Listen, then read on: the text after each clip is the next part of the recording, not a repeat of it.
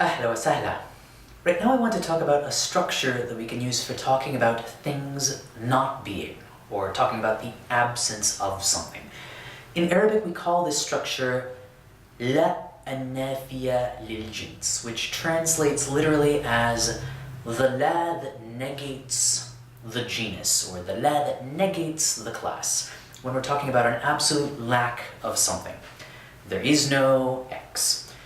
The construction itself is pretty simple. We take the la and then we follow it with the noun that we're negating, the noun that there's nothing of.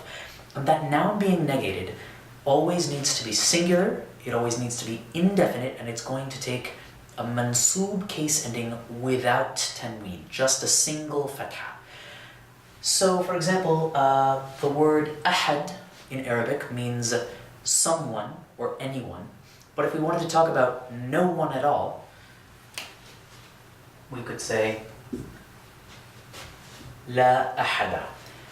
Of course, in most speech and in most texts, we're not going to see that fatha, but as diligent students of Arabic, we know that it's there.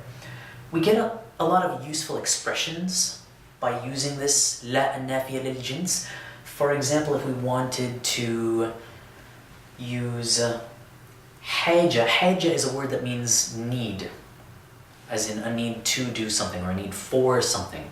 So if we wanted to say, oh, there's no need for you to do what you're doing, or there's no need to discuss this, we could say لا حاجة, no need for discussion, for example. لا حاجة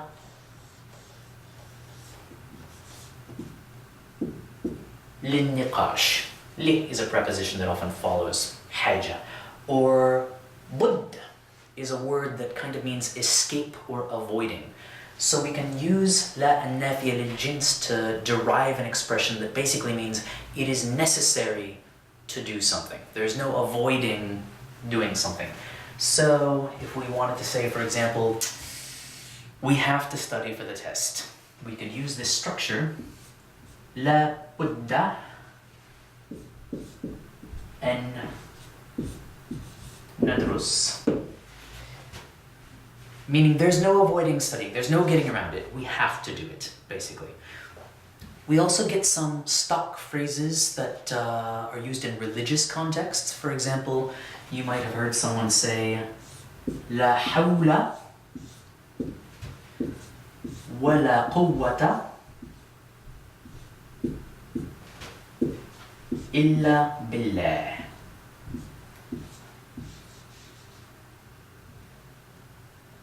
Meaning, there is no power or ability except through God. Sometimes people use this in speech as an expression of dismay, right? We're powerless. God is the only one who can do something.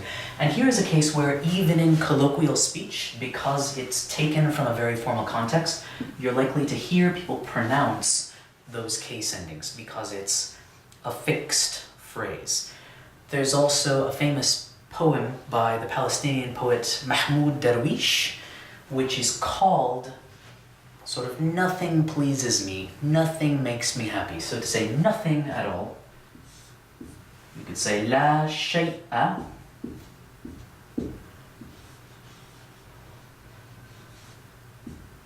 يعجبني. And that's لا النافية للجنس. We see it all over the place in spoken and formal written contexts, and now you know how to talk about things not being in Arabic.